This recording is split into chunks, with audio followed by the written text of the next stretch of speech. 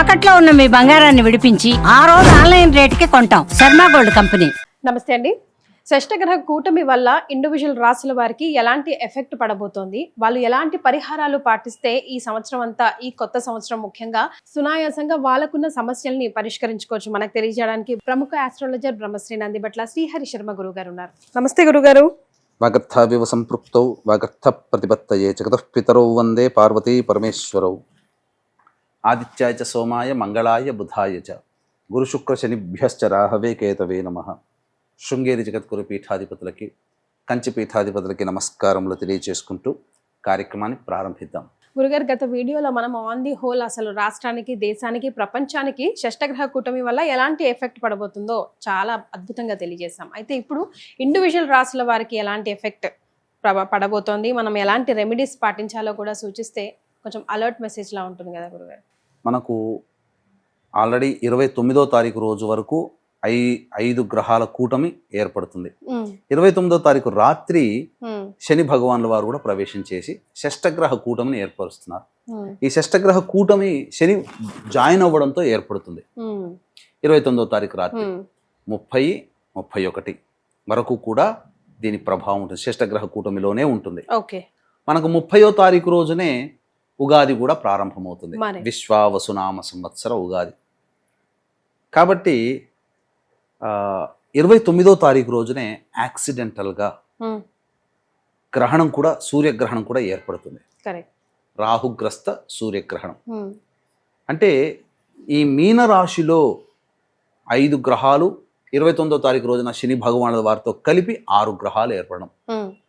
అయితే మనకు పరాశరుల వారి ప్రకారం కనుక, బృహత్ పరాశర హోరాశాస్త్రం ప్రకారంగా చూసుకుంటే రాహుకేతులని గ్రహాలుగా చూడలేదు. కాబట్టి ఒక రకంగా చెప్పాలంటే ఇది పంచగ్రహ కూటమి. కానీ ప్రస్తుతం రాహుకేతుల గ్రహ ప్రభావం కలియుగంలో ఎక్కువగా ఉండదు. పరాశరుల వారు ఎప్పుడో కృతయుగం నాటివాడు, అంతే కదా.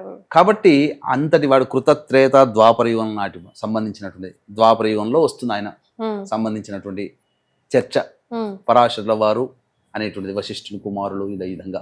అయితే ఈ సంబంధించినటువంటి ఈ షష్టగ్రహ కూటమి ప్రభావం వలన కొన్ని రాశుల వారికి మాత్రం కొన్ని విపత్కర పరిస్థితులు. ఎందుకంటే మనము ఎందుకు రాశులకి మనం సంబంధించిన చెప్పాల్సి వస్తుంది ఇక్కడనంటే, ఏ విషయమైనా కానీ, ఇప్పుడు మనకు ఒక ఎగ్జాంపుల్ చెప్తానమ్మా. ఒక స్కూల్ 1000 మంది విద్యార్థులు ఉంటారు. ఆ 1000 మంది విద్యార్థుల్లో ఒకరిద్దరు ఇంటర్నేషనల్ ర్యాంక్స్, నేషనల్ ర్యాంక్స్ గురించి చెప్పుకుంటారు. మరి దేని గురించి చెప్తారు? ఒక మనిషి వల్ల ఆ స్కూల్ మొత్తం గురించి చెప్పుకుంటారు కదా. ఆ స్కూల్లో ఒక్కడే చదవడు కదా, 1000 మంది విద్యార్థులు. కానీ అందరూ ప్రౌడ్గా ఫీల్ అవుతారు కదా, మంచి జరిగినా లేదా ఏదైనా స్కామ్ జరిగింది ఏదైనా డిపార్ట్మెంట్ లో, ఒక్కడి వల్ల మొత్తం అంతా ఆ డిపార్ట్మెంటే స్కామ్ గా మనం చూస్తాం కదా. ఇప్పుడు గాడ్సే గాంధీని చంపాడు. గాంధీని చంపిన తర్వాత ఏం జరిగింది? గాడ్సేని ఇంటి పేరు గల వాళ్ళే లేరు ఇప్పుడు. అలాగే షష్టగ్రహ కూటమి మనకు రాశులకి ఏంటి లింక్ అని అంటే, ఇది ప్రపంచవ్యాప్తంగా ఏర్పడుతుందమ్మా. కేవలం మన భారతదేశంలోనే కాదు, ప్రపంచవ్యాప్తంగా ఏర్పడుతున్నప్పుడు ఈ ప్రపంచవ్యాప్తంగా ఉన్నటువంటి జీవించేటువంటి మనుషుల మీద ఈ ప్రభావం ఉంటుంది. కాబట్టి ఈ షష్టగ్రహ కూటమి వలన కొన్ని రాశుల్లో జన్మించినటువంటి వాళ్ళకి మంచిది, కొంతమందికి యోగ కాలం. ఇప్పుడు మనకు ఉదాహరణకి మేషరాశి నుంచి మొదలు పెడదాం. కానీ 12వ రాశిలో అంటే భచక్రంలో, రాశి భచక్రంలో అంత్యము అంటే ఆఖరిదైనటువంటి మీనరాశిలో ఏర్పడుతుంది. మీనరాశి గురువుకు సంబంధించినటువంటి రాశి. అట్టి గురువు వృషభ రాశిలో ఉన్నాడు, భూతత్వ రాశిలో ఉన్నాడు. తర్వాత ఈ కూటమిలో కలవనటువంటి గ్రహము, స్తంభించి ఉన్నటువంటి గ్రహం ఏదయ్యానంటే కుజుడు. కాబట్టి అట్టి కుజుడు మళ్ళీ గురువు నక్షత్రంలో స్తంభించి ఉన్నాడు. గురువు, ఆ కుజుడు ఎక్కడున్నాడు? వాయుతత్వంలో ఉన్నాడు. కాబట్టి మీకు అగ్నితత్వానికి తప్ప భూతత్వము, వాయుతత్వము, తర్వాత జలతత్వానికి లింక్ వచ్చింది. అగ్నితత్వానికి లింక్ రాలేదు. కాబట్టి భూమి మీద కానీ, వాయు రూపంగా కానీ, వాయు ప్రమాదాలు జరగడం కానీ, ఘోరమైనటువంటి వాయు ప్రమాదాలు, ఉమ్, అంటే విషవాయువులు లీక్ అయిపోయి ఉమ్, కొన్ని ఇబ్బందికర పరిస్థితులు వస్తాయి ఉమ్, కొన్ని దేశాలలో. ఓకే. దానివల్ల కొంతమందికి అనారోగ్య సమస్యలు, కొంతమంది ఇబ్బంది పడడం జరుగుతుంది ఉమ్, వాయుతత్వంగా కనుక చూసుకుంటే. గురుగారు.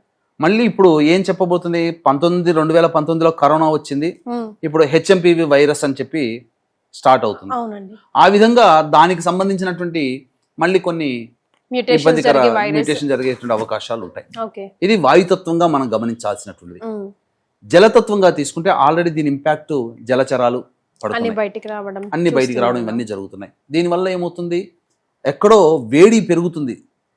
పసిఫిక్ మహాసముద్రం చుట్టూ ఉన్నటువంటి దేశాలలో దీని ప్రభావం ఎక్కువగా ఉంటుంది. కాబట్టి మన వైజాగ్ కూడా పసిఫిక్ మహాసముద్రానికి సంబంధించినటువంటి, ఉమ్, కాబట్టి కొంత తత్వంగా తప్పదు. ఇక చూసుకుంటే ఇది జలతత్వానికి సంబంధించినటువంటిది. ఉమ్, భూతత్వానికి సంబంధించినటువంటి లింక్ కనుక చూసుకున్నట్లయితే ఈ భూతత్వంలో ఎర్త్క్వేక్స్ రావచ్చు. ఆల్రెడీ వచ్చాయి, ఆల్రెడీ కాశ్మీర్లో మొన్న మనం వచ్చాయి, చూసాం. 5.2 రిక్టర్ స్కేల్ దాకా వచ్చింది. కాబట్టి ఏవైనా కానీ కొన్ని ప్రకృతి విపత్తులు జరగవచ్చు. కానీ ఈ ప్రకృతిలో మనం కూడా ఉన్నాం కాబట్టి అందున సదాచారాన్ని పాటించే ఏకైక హిందూ దేశము, సనాతన ధర్మాన్ని పాటించేది మన ఈ భారతదేశం. కాబట్టి ఈ భారతదేశంలో నివసిస్తున్నటువంటి ప్రజల్లో కొన్ని రాశుల్లో జన్మించినటువంటి వారికి మంచి, కొన్ని రాశుల్లో ఇబ్బందికర పరిస్థితులు. ముఖ్యంగా మేషరాశికి మనం చూసుకున్నట్లయితే గురుగారు. ఇక్కడ కేవలం మీనరాశి అనేదే కాదమ్మా. ఉమ్, ఈ మీనరాశిలో ఉన్నటువంటి 6 గ్రహాలు ఏవైతే ఉన్నాయో ఉమ్, అవి కన్యా రాశి మీద కూడా ప్రభావం చూపుతున్నాయి. ఓకే.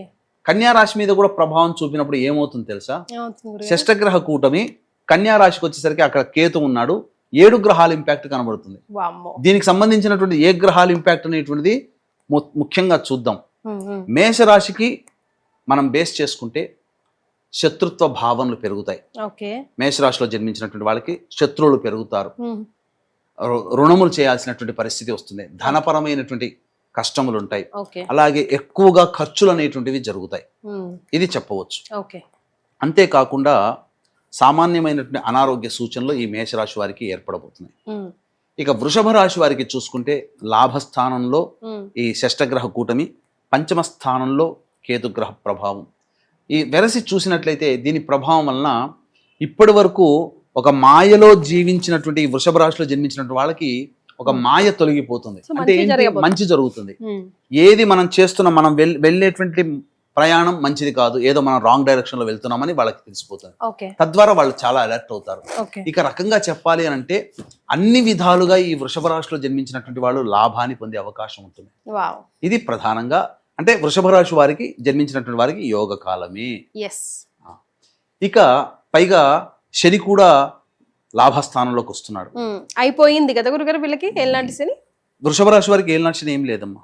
ఓకే. మేషరాశి వారికి ఏలినాటి శని ప్రారంభమవుతుంది. ఓకే. షష్టగ్రహ కూటమి కూడా ఏర్పడుతున్నందువల్ల కొంత ఇంపాక్ట్ ఎక్కువగా ఉంటుంది. ఉమ్, ఇక మిథున రాశి వాళ్ళకి కనుక చూసుకుంటే దశమ స్థానంలో గ్రహం షష్టగ్రహ కూటమి, ఉమ్, దశమ స్థానంలో శని భగవాన్ల వారు, ఉమ్, అలాగే కన్యా రాశికి సంబంధించిన ఎఫెక్ట్. కాబట్టి ముఖ్యంగా విద్యార్థులకి, ఉద్యోగస్తులకి, వృత్తి వ్యాపారాల్లో ఉన్నటువంటి వాళ్ళకి కొంత నష్టము జరిగే అవకాశం ఉంటుంది. వాహన ప్రమాదము జరిగే అవకాశం ఉంది. కాబట్టి వాహనాన్ని నడిపేటప్పుడు జాగ్రత్తలు పాటించాలి ఈ మిథున రాశి వారు అని చెప్తుంది. ఓకే. ఇది ఇక ముఖ్యంగా వాళ్ళ కీర్తి ప్రతిష్టలకి ఏదో దెబ్బ తగులుతుందమ్మా. మిథున అంటే రాశి వారికి మిథున రాశిలో జన్మించినటువంటి వాళ్ళకి ఏదో వాళ్ళకి కొంత అపకీర్తి వచ్చే అవకాశం ఉంటుంది. ఓకే. కర్కాటక రాశి వారికి కనుక వచ్చినట్లయితే ఈ కర్కాటక రాశి వారికి ప్రధానంగా అంటే మిథున రాశిలో జన్మించినటువంటి వాళ్ళకి కొంత జరిగేటువంటిది ఏంటంటే ఆస్తుల అమ్మకాలు కొనుగోలు జరుగుతాయమ్మా. ఉమ్, స్థిర చరాస్తుల అమ్మకాలు కొనుగోలు జరుగుతాయి. అది పాజిటివ్. పాజిటివ్. కర్కాటక రాశిలో జన్మించినటువంటి వారికి ప్రధానంగా సంఘంలో పేరు ప్రతిష్టలు పొందిన వ్యక్తుల పరిచయం అవుతుంది. ఉహు, ఇక ఆస్తుల వివాదాలు ఏవైతే ఉన్నాయో ఉమ్, అవి కొంత కొలిక్కి వచ్చే అవకాశాలు గోచరమవుతున్నాయి. ఓకే.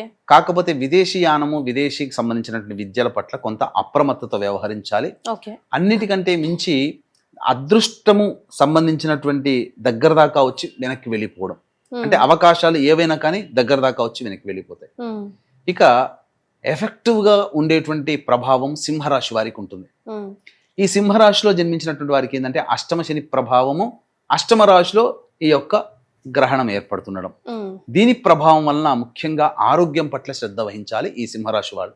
ఉమ్, అంటే ఒక రకంగా చెప్పాలంటే 2006, 2007, 2008 ఈ 3 సంవత్సరాల్లో ఉమ్, ఒక్కసారి సింహరాశి వాళ్ళు గుర్తుకు తెచ్చుకోండి. 2006, 7, 8 అంటే ఎగ్జాక్ట్గా 20 సంవత్సరాల కిందట ఎటువంటి ఇబ్బందికర పరిస్థితులు ఎదుర్కొన్నారో మళ్ళీ అదే రకమైనటువంటిది ఓ, ఇబ్బందికర పరిస్థితులు మళ్ళీ వస్తాయి. ఎదుర్కోక తప్పదు. ఉమ్, కాబట్టి అప్పుడు ఎట్లా అంటే చెరుకు గడ పిప్పి పిప్పి చేస్తే పిప్పి ఎలా మిగులుతుందో అలా స్క్వీజ్ అయిపోయారు సింహరాశి వాళ్ళు. ఉమ్, ఇక చెప్పుకోలేరు, అది అంతటి బాధను అనుభవించారు. మళ్ళీ అటువంటి కొన్ని ఇబ్బందికర పరిస్థితులు కొంత ఎదుర్కోక తప్పదు. అమ్మ, అష్టమ రాశిలో షష్టగ్రహ షష్టగ్రహ కూటమి కూటమి. ముఖ్యంగా ధన నష్టం జరుగుతుంది. ఉమ్, ఈ ధన నష్టం జరగడం వల్ల కాబట్టి ఎవరికైనా అప్పులు ఇచ్చేటప్పుడైనా ఏదైనా విషయాల్లో ఆస్తి కొనుగోలు సంబంధించిన వాటిలో కాస్త చాలా జాగ్రత్తగా. జాగ్రత్తగా డబ్బు పరంగా ఇన్వెస్ట్మెంట్ చేసేటప్పుడు జాగ్రత్తగా ఉండాలి. ఉమ్, ఇక కన్యా రాశిలో జన్మించినటువంటి వాళ్ళకి విచిత్రమైనటువంటి పరిస్థితి వస్తుంది. ఉమ్, మంచి చెడు సమానంగా ఉంటాయి. ఓకే. ఎందుకంటే మోస్ట్ ఎఫెక్టివ్ అంటే ఒక రకంగా డైలమాలో ఉండేటువంటి రాశిలో జన్మించిన వాళ్ళు ఎవరంటే కన్యా రాశి వాళ్ళు. ఉమ్, ఇప్పుడు ఎందుకనంటే 9 గ్రహాల ప్రభావం కన్యా రాశి మీద ఉంటుంది.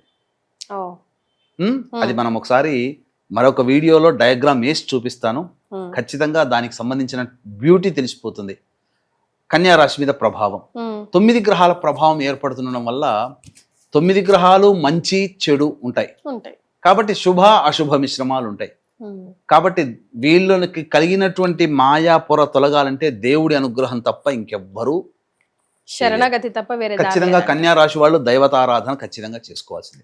ఎస్ గురుగారు. కాబట్టి ఇక మిగిలిన రాశుల విషయానికి వచ్చేసరికి వీక్షిస్తున్నటువంటి ప్రేక్షకులు కూడా గమనిక, ఈ షష్టగ్రహ కూటమి 29, 30, 31 అలాగే సూర్యగ్రహణం కూడా ఏర్పడుతున్నటువంటి కారణం చేత ఈ 12 రాశిలో జన్మించినటువంటి వాళ్ళకి ఈ యొక్క ప్రభావం ఎక్కువగా ఉంటుంది. కావున ఈ యొక్క ప్రభావము వచ్చే 3 నెలల వరకు ఉంటుంది. కాబట్టి దీని నుంచి బయటపడడం, ఏ విధమైన సమస్య ఏదైనా మనిషికి సమస్య కాబట్టి ఆ సమస్య నుంచి బయటపడడం కోసం మన పీఠం ఆధ్వర్యంలో దశమహావిద్యల హోమాలు అనేటువంటివి, కాలభైరవ హోమము, మృత్యుంజయ హోమములు అనేటువంటివి ఉద్యోగం కోసం, వివాహం కోసం, దాంపత్యం కోసం, ధనపరమైనటువంటి సమస్యల నివారణ కోసం జరపబడుతున్నాయి. సాయంత్రం 6 గంటల తర్వాత ప్రారంభమవుతుంది. అవకాశం ఉన్న వాళ్ళు కార్యక్రమ తదనంతరం కాంటాక్ట్ చేసి ఈ కార్యక్రమంలో ఏ విధంగా నమోదు చేసుకోవాలో తెలుసుకోవచ్చు.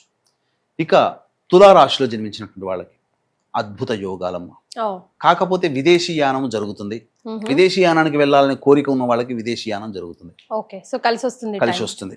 గురుగారు. ప్రయాణాలు ఖచ్చితంగా ఆకస్మిక ప్రయాణాలు తులారాశి వాళ్ళు చేస్తారు, రాసి పెట్టుకోండి, ఇంకా అందులో సందేహం లేదు. మరి ఇక అన్ని విధాలుగా శత్రువులపై విజయం అంటే కోర్టులో విజయాలు పొందుతారు. ఉమ్, ప్రత్యర్థుల మీద వ్యాపారం చేసే వాళ్ళైతే వాళ్ళ మీద పైచేయి సాధిస్తారు. ఉమ్, ఏదైనా కానీ యోగకరంగా ఉంటుంది తులారాశి వాళ్ళకి. ఓకే. ఇక వృశ్చిక రాశి వారికి మానసికమైనటువంటి ఆందోళన తప్ప ఉమ్, ఇంకా ఏ రకమైన ఇబ్బంది ఉండదమ్మా. చాలా మటుకు సేఫ్ సైడ్ గా ఉంటారు. ఉమ్, కాకపోతే ఆలోచించింది అమలు చేయలేకపోతారు. ఓకే. కానీ గ్రహాల అనుగ్రహం సంపూర్ణంగా వృశ్చిక రాశి వారికి ఉంది రైట్. చెప్పవచ్చు. ఇక ధనుస్సు రాశిలో జన్మించినటువంటి వారు ముఖ్యంగా తల్లిగారి ఆరోగ్యం పట్ల శ్రద్ధ వహించాలి. ఉమ్, ఇంట్లో ప్రశాంతత ఉండదు. ఇక 3 నెలల పాటు ఏదో ఒక చికాకు ఏప్రిల్, మే, disturbance. జూన్ వరకు తప్పదు. చికాకు సమస్యలు కుటుంబంలో ఉంటాయి. ఉమ్, వాహనాన్ని నడిపేటప్పుడు జాగ్రత్తలు 3 పాటించాలి. నెలలను స్పెసిఫిక్ చేస్తున్నారు గురుగారు. ఎందుకంటే ఆ ఒక తర్వాత 90 రోజుల వరకు దాని యొక్క ఇంపాక్ట్ ఉంటుంది. Impact 108 రోజుల వరకు దాని ఇంపాక్ట్ ఉంటుందమ్మా. ఓకే. తర్వాత ఉద్యోగంలో మార్పులు చేర్పులు జరుగుతాయి. ఉమ్, ఇది జరుగుతుంది. కీర్తి ప్రతిష్టలకి భంగం కలిగేటువంటి విధంగా ఉంటుంది. ఓకే. ఇక మకర రాశి వాళ్ళకి, మకర రాశి వారికి యోగమైనటువంటి జీవితం. అవును. కాకపోతే తండ్రి గారి ఆరోగ్యం పట్ల శ్రద్ధ వహించాలి ఓకే. ముఖ్యంగా చెప్పవచ్చు. ఇక ఆస్తి వివాదాలన్నీ కూడాను సెటిల్మెంట్ అవుతాయి. ఉమ్, సంఘంలో పేరు ప్రతిష్టలు పొందిన వ్యక్తులు పరిచయాలు అవుతాయి. మీకున్నటువంటి ఈ మకర రాశిలో జన్మించినటువంటి వాళ్ళకి సమస్యలు ఏవైతుంటే అవన్నీ కూడాను ఎదుటి వాళ్ళ సహాయ సహకారాలతో పూర్తి చేసుకుంటారు, రైట్. సమస్య నుంచి బయటపడతారు. కుంభరాశిలో జన్మించినటువంటి వారికి ముఖ్యంగా ఆరోగ్యం పట్ల శ్రద్ధ వహించాలి. ఉమ్, అలాగే మనస్సు వికలంగా ఉంటుంది. వాక్కుని ఎంత అదుపులో పెట్టుకుంటే అంత ఆనందంగా వీళ్ళు జీవిస్తారు. కుంభరాశిలో చేయాల్సినటువంటి వాళ్ళు వాక్కును అదుపులో పెట్టుకోవాలి. ఓకే. అంతేకాకుండా కంటికి సంబంధించినటువంటి సమస్యలు పెరిగే అవకాశాలు ఎక్కువ ఉంటాయి. ధన నష్టం కూడా విపరీతంగా జరుగుతుంది. ఉమ్, ఇక మీనరాశిలో జన్మించినటువంటి వారికి అయితే వాళ్ళంతా కన్ఫ్యూజన్ స్టేటస్లో ఉంటారు. దాంపత్య సమస్యలు వచ్చే అవకాశాలు ఎక్కువగా ఉంటాయి. ఆల్రెడీ దాంపత్యంలో ఉన్న వాళ్ళు కానీ, లేకపోతే భాగస్వామ్య వ్యాపారాలు చేస్తున్న వాళ్ళు కానీ, లేదా ఎవరితో కలిసి పనిచేస్తుంటారో వాళ్ళతో కాస్త విభేదాలు వచ్చే అవకాశం ఉంది. కాబట్టి జాగ్రత్త పడితే మంచిదమ్మా. కాబట్టి హోల్ అండ్ సోల్గా చెప్పాల్సినటువంటిది ఏంటంటే, ఈ గ్రహణ ప్రభావం కొన్ని మీనరాశిలో కూడా ఏర్పడుతుంది. మీనరాశిలోనే షష్టగ్రహ కూటమి కాబట్టి వృషభము మరియు తుల, మకరం రాశి వాళ్ళ అందరూ కూడా ఓవరాల్గా సేఫ్ సైడ్లో ఉంటారు. మిగతా రాష్ట్ర వారికి అనగా మేషరాశి, మిథున రాశి, కర్కాటకము, సింహము, కన్య, వృశ్చికము, ధనుస్సు, కుంభము, మీనము, ఈ 9 రాశుల్లో జన్మించినటువంటి వాళ్ళు మాత్రం సమస్యాత్మకమైన జీవితాన్ని ఒక 3 నెలల వరకు గడుపుతారు. ఇవి అంటే ఈ సమస్యలు బాధించకుండా ఉండాలంటే దేవతా అనుగ్రహం పార్వతీ పరమేశ్వరుని యొక్క పాదాలు పట్టుకోవడం తప్ప ఇంకా వేరే దేవత నీవే శరణం మమ అనుకుంటూ ఉంటే తప్ప దైవాన్ని నమ్మి దేవతారాధన చేసే వ్యక్తికి ఏ రకమైనటువంటి ఇబ్బందులు కలగవు. మరి మీ ఆధ్వర్యంలో చేసే ఈ పూజలు కానీ ఎలా హెల్ప్ అవుతాయి అంటారు గురుగారు? ఎలాంటి ప్రభావం చూపిస్తాయి అంటారు? ఇప్పుడు షష్టగ్రహ కూటమి, సూర్యగ్రహణం రెండు ఒకే రాశిలో ఏర్పడుతున్నాయి కదా. ఇంకా ప్రత్యేకించి ఇంకా వేరే ఇంకా ఈ రాశులు ఆ రాశులు క్లబ్ అనేటువంటిది ఉండదు. వృషభ రాశి, తులారాశి, మకర రాశి చక్కగానే ఉంటుంది. కానీ ఈ మిగిలినటువంటి మేష, మిథున, కర్కాటక, సింహ, కన్య, వృశ్చిక, ధనుస్సు, కుంభ, మీన రాశిలో జన్మించినటువంటి వారు మాత్రం కొన్ని ఇబ్బందికర పరిస్థితులు అనేటువంటివి భవిష్యత్తులో తలెత్తుతాయి. కాబట్టి వాళ్ళకి చేతనైనంతగా దేవతారాధన చేసుకోవాలి. లేదు మనకంత సమయం లేదు, మనం చేసుకునే విధానంలో సరిగ్గా చేసుకుంటామో లేదో ఒక దేవతానుగ్రహం, ఎందుకనంటే బలమైన దేవతని అనుగ్రహాన్ని పట్టుకోవాలి. కాబట్టి దశమహావిద్యలకు సంబంధించినటువంటి హోమాది కార్యక్రమాలన్నింటినీ విశేషంగా ప్రత్యంగిర హోమం జరుగుతుంది, తర్వాత బగళాముఖి హోమం జరుగుతుంది, వారాహి హోమం జరుగుతుంది, ధూమవతి హోమం జరుగుతుంది, అలాగే రాజశ్యామల హోమం జరుగుతుంది. ఈ 5 రకాలైనటువంటి హోమాలు చక్కగా జరుగుతాయి, పీఠమాధ్వర్యంలో జరుగుతాయి. అలాగే వివాహం కావాల్సిన అబ్బాయిలకి, అమ్మాయిలకి, ఉద్యోగ సమస్యల నివారణకి సంబంధించినటువంటి హోమాలు. అన్నిటికంటే ఇది కాలానికి అనుగుణంగా ప్రకృతిలో ఏర్పడేటువంటి సంబంధించింది కాబట్టి కాలాన్ని శాసించేటువంటి వాడు కాలభైరవుడు కాబట్టి విశేషంగా కాలభైరవ హోమం అనేటువంటిది జరిపించడం జరుగుతుంది. రైట్. సో అలాగే ఇండివిజువల్ జాతకాన్ని చూసుకుంటే దశ అంతర్దశల్లో కూడా మళ్ళీ మొత్తం చేంజ్ అవ్వచ్చు కదా గురుగారు. సో అట్లా ఇన్ పర్టికులర్ గా మీరు చూపించుకోవాలి అని అనుకుంటే గురుగారు అపాయింట్మెంట్ కోసం కింద స్క్రోల్ అవుతున్న నంబర్కి కాల్ చేయండి. గురుగారు, ముఖ్యంగా ఇక ఏం చేసే ముందు ఈ షష్టగ్రహ కూటమి గురించి ప్రేక్షకులకి మనం ఏదైనా ఒక మంచి మాట చెప్పాల్సి వస్తే ఏం చెప్తారండి? అంటే భయపడాల్సిన అవసరం అయితే ఏం లేదు. 2019లో వచ్చినటువంటి మహమ్మారిగా కాదు. ఎందుకనంటే ప్రతి 80 సంవత్సరాలకు ఒకసారి ఏదో ఒక విపత్తు వస్తుంది. భగవంతుడు కరుణామయుడు, దయామయుడు, మళ్ళీ మన మీద అంత ప్రభావం చూపడు. కాకపోతే కొంత ప్రకృతి వార్నింగ్స్ అనేటువంటి మనం చూస్తున్నాం. కాబట్టి మనం అలర్ట్గా ఉంటే తప్పేంది? ఇప్పుడు ఏది జరిగినా విపత్తు విపత్తేనమ్మా. కాబట్టి ఇప్పుడు జరిగిన తర్వాత అంటే ఇప్పుడు మనకు ఏదైనా ప్రమాదం రాకముందు మనం దానికి నివారణ చర్య తీసుకుంటే సేఫ్ సైడ్లో ఉంటాం. ప్రమాదం వచ్చిన తర్వాత అప్పుడు ఆకులు కాలేక చేతులు పట్టుకున్నట్టుగా ఉంటుంది.